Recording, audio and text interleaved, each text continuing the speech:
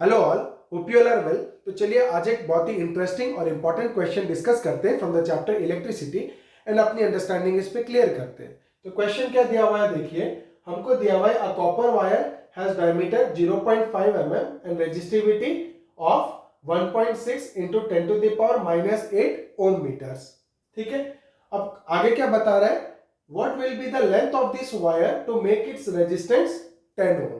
ठीक है, फिर how much does the resistance change if the diameter is doubled. Resistance कितना चेंज होगा जब डायमीटर हम लोग डबल करेंगे। तो बेसिकली इस क्वेश्चन में करना क्या है, देखिए आपको निकालना है लेंथ ऑफ द वायर। कितना निकालना है? Length of the wire. तो क्वेश्चन कैसा दिया हुआ है कि एक वायर है जिसका डायमीटर है 0.5 mm और वो जिस मटेरियल का बना है उसका रेजिस्टिविटी कितना है 1.6 into 10 to the power -8 ohm metres. तो वो बोल रहा है अगर ये दोनों प्रॉपर्टी हो, मतलब उस वायर का डायमीटर हो 0.5 mm और रेजिस्टिविटी हो 1.6 into 10 to the power -8 ohm metres, तो वो बोल रहा है कि एक 10 ओम रेजिस्टेंस लाने के लिए कितना लंबा वायर लेना है। 10 ओम का रेजिस्टेंस क्रिएट करने के लिए लेंथ ऑफ द वायर कितना रखना है। ओके, तो देखिए इसको सॉल्व कैसे करना है। आपको दिया हुआ है क्या? डायमीटर। आपको दिया हुआ है क्या? डायमीटर। डायमीटर कितना दे दिया हमको? 0.5 mm। 0.5 mm। देखिए हम अगर ऐसा यूनिट्स में सारे चीजों को रख के सॉल्व करेंगे तो फाइनल जो आंसर आएगा वो भी ऐसा यूनिट में आएगा। फॉर एग्जाम्पल अगर मैं सारे चीजों को ऐसा यूनिट में रखता हूं तो ये जो मैं लेंथ निकालने के लिए जा रहा हूं वो किस में आ जाएगा?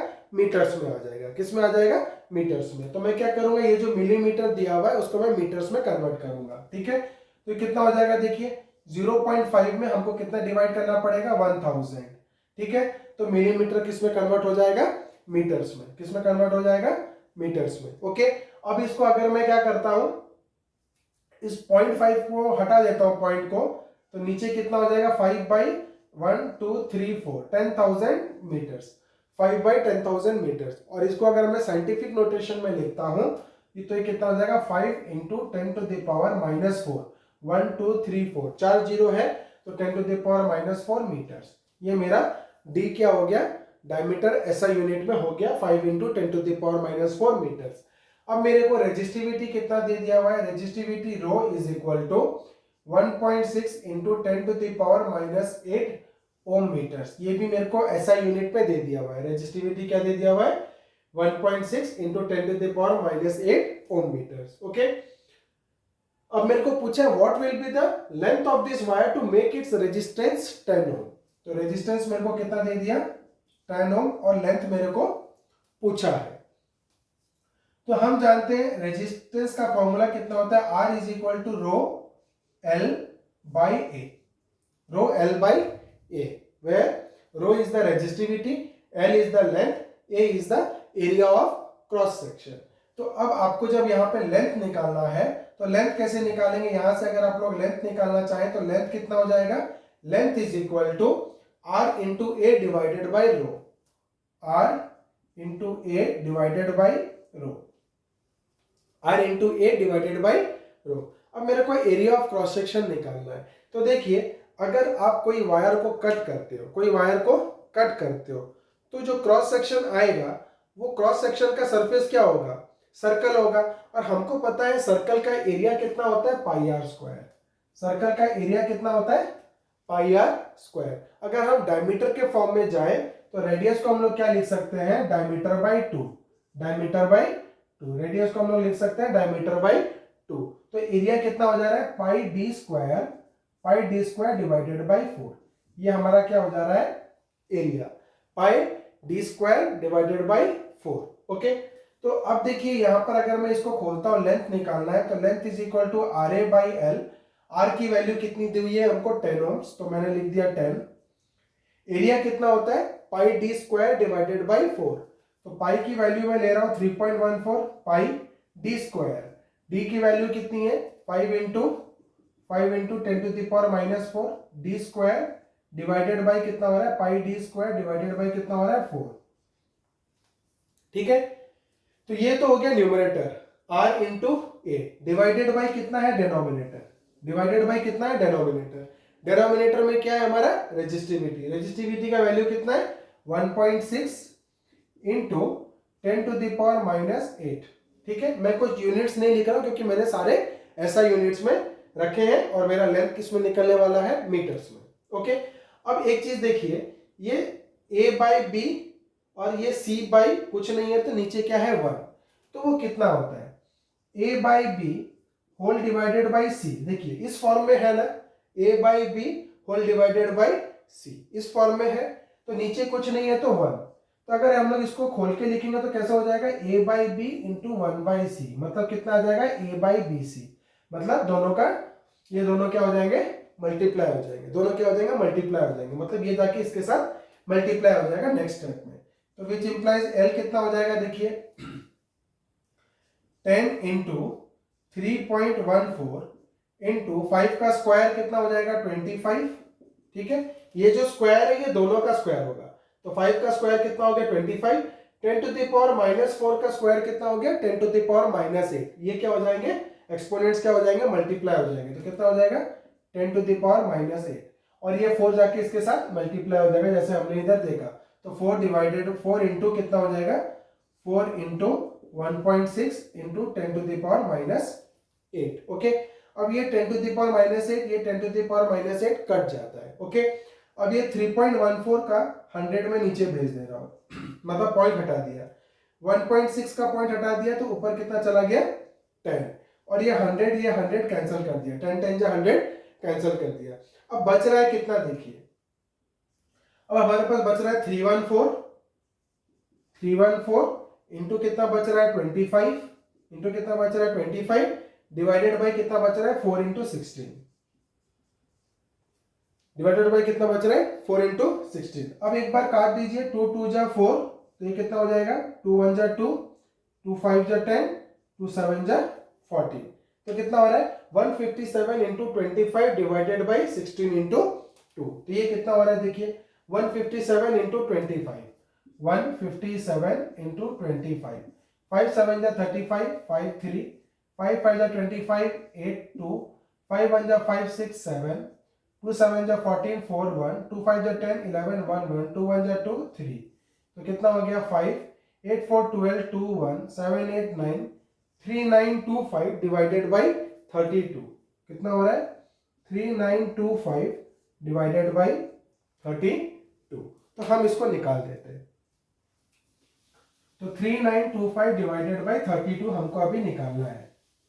ओके, 3925 डिवाइडेड बाई 32, तो देखिए 3925 को 32 से डिवाइड कर दीजिए, 32 1 जा 32, तो कितना होता है 9 से 2 जाएगा 7 72, फिर 32 इंटू 2 कितना हो जाएगा 64, तो 32 इंटू 2 कितना हो गया 64, 12 से 4 गया 8 और ये कट गया, अब कितना उतरा 85। अब 32 इंटू 3 कितना हो जाएगा, 3 2 जा 6, 3 3 जा 9, 96 ज्यादा हो जा रहा है, तो वापस से आपको क्या लेना पड़ेगा 2, तो 32 इंटू 2 कितना हो जाएगा 64, 5 से 4 गया 1 और 8 से 6 गया 2, और यहाँ पर 0 उतरा तो यहाँ पर क्या पॉइंट लग जाएगा, पॉइंट 210। अब 32 इंटू 5 करिए, 32 इंटू 5, 5 2 जा 10 0 1, 5 3 जा 15 16 160, और 32 इंटू 6 करके देखिए, 6 2 जा 12 2 1, 6 3 जा 18 19 192, तो 32 इंटू 6 कितना हो जाएगा 192, 10 से 2 गया कितना हो गया 8, और 10 से 2 गया 8 और इधर बचा 10 से 9, 10 से 9 गया 1 और ये कट गया, तो कितना बचा 180, कितना हो गया 180, 180 मतलब हमको क्या लेना पड़ेगा 32 इंटू 5, 32 इंटू 5 तो कितना हो जाएगा 160। ठीक है, ये चलता रहेगा, तो अपने को कितना आ गया 122.65, 122.65, तो इसकी वैल्यू कितनी आ गई हमारी 122.65, तो ये कितना निकल गया 122.65 मीटर्स। मतलब जो first part of the question है वो हमने सॉल्व किया कि what will be the length of this wire to make its resistance 10 ohm, तो हमको कितना लेना पड़ेगा 122.65 मीटर्स ऑफ वायर लेना पड़ेगा, किस प्रॉपर्टी का 0.5 mm डायमीटर का और रेजिस्टिविटी 1.6 इंटू 10⁻⁸ ओम मीटर्स का, इतना लेंथ ऑफ द वायर लेंगे तो रेजिस्टेंस हमारा कितना आ जाएगा 10 ohms। ये तो हो गया first part of the question. Now जो second part of the question है वो बहुत ही इंटरेस्टिंग है। तो उसमें आपको समझना है कि करना क्या है। देखिए अब यहाँ पे पूछा है how much does the resistance change if the diameter is doubled. आपको ये नहीं बोला है फाइंड द रेजिस्टेंस, ये नहीं बोला है फाइंड द रेजिस्टेंस, ये क्या बोला है how much does the resistance change if the diameter is doubled. मतलब अगर हम डायमीटर डबल कर देंगे तो रेजिस्टेंस कितना चेंज होगा। तो आप क्या करना है, वापस से इसको सॉल्व नहीं करना है, डायमीटर डबल करके वापस से इसको सॉल्व नहीं करना है। तो किस तरीके से करना है देखिए, तो मैं इसको रब कर देता हूं पूरा। अब ये हमको ये डाटा कुछ काम का नहीं है, बस हमको क्या करना है एक रिलेशनशिप लेके उसको आंसर को निकाल देना है। So let us see how to do it.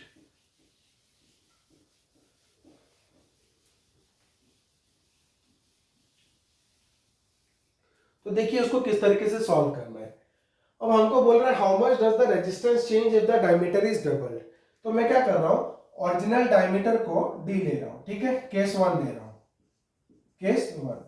अब मेरा डायमीटर डी था तो आर कितना था, R is equal to rho L by A, rho L by A. अब एरिया हमने क्या लिया था, एरिया हमने लिया था पाई डी स्क्वायर बाई 4 डायमीटर के टर्म्स में।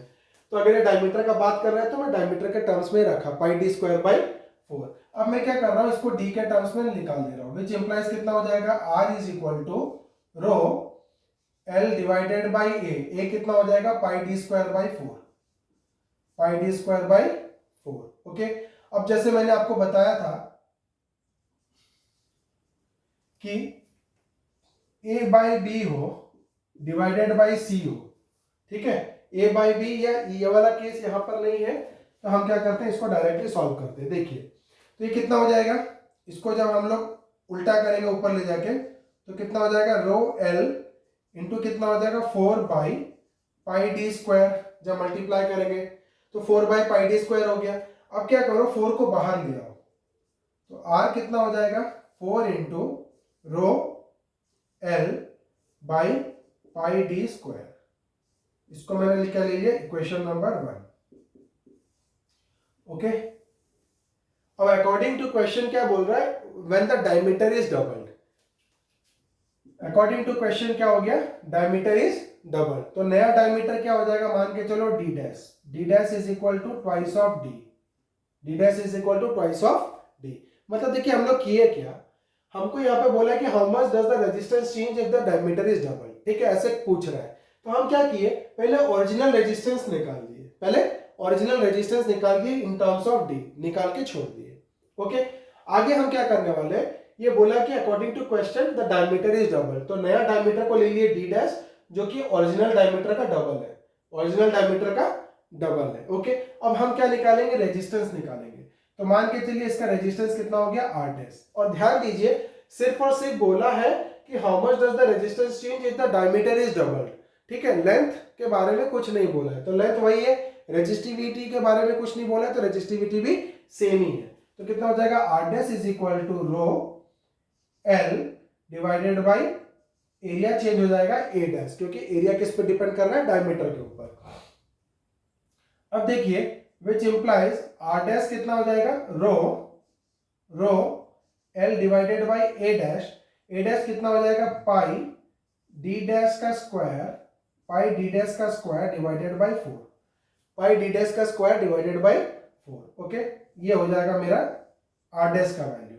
अब हम क्या करेंगे, उसमें डी डैश का वैल्यू डाल देंगे, तो rho L divided by pi d dash कितना है, देखिए d dash is equal to 2d, तो डी डैश का स्क्वायर कितना हो जाएगा 4d स्क्वायर, तो पाई 4d स्क्वायर डिवाइडेड बाई कितना हो गया 4। अब हम लोग इसको अगर सिंपल टर्म्स में लिखेंगे तो कितना हो जाएगा, देखिए which implies R dash is equal to rho L divided by rho L into करते हैं हम डायरेक्ट, रो एल इंटू कितना हो जाएगा 4, ये 4 कैंसिल हो जाएगा, तो कितना बचेगा, रो L by pi D square, rho L by pi D square, ठीक है, तो इंटू नहीं चाहिए, रो L by pi D square. तो आर डैश कितना है, निकल गया रो एल बाई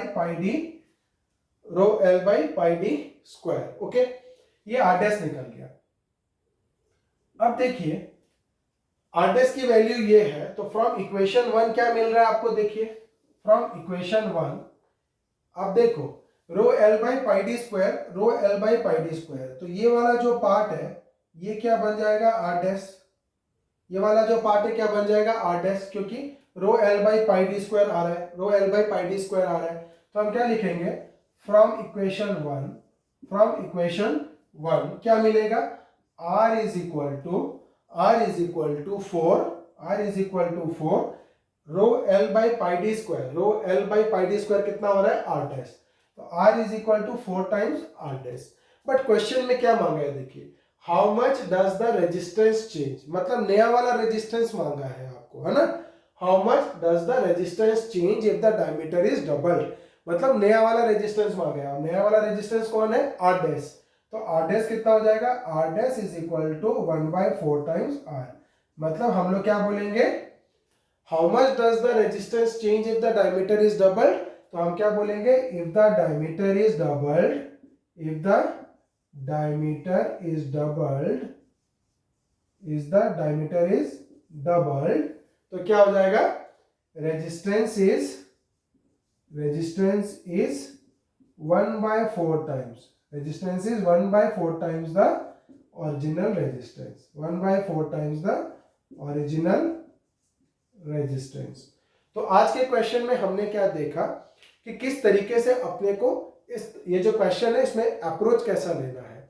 आगे के वीडियोस में हम और कुछ इंटरेस्टिंग क्वेश्चंस आपके लिए लेके आएंगे और आपकी अंडरस्टैंडिंग उस पर क्लियर करेंगे। तो आज के लिए इतना ही, बने रहिए मेरे साथ मेरे आगे वीडियोस के लिए। Thank you.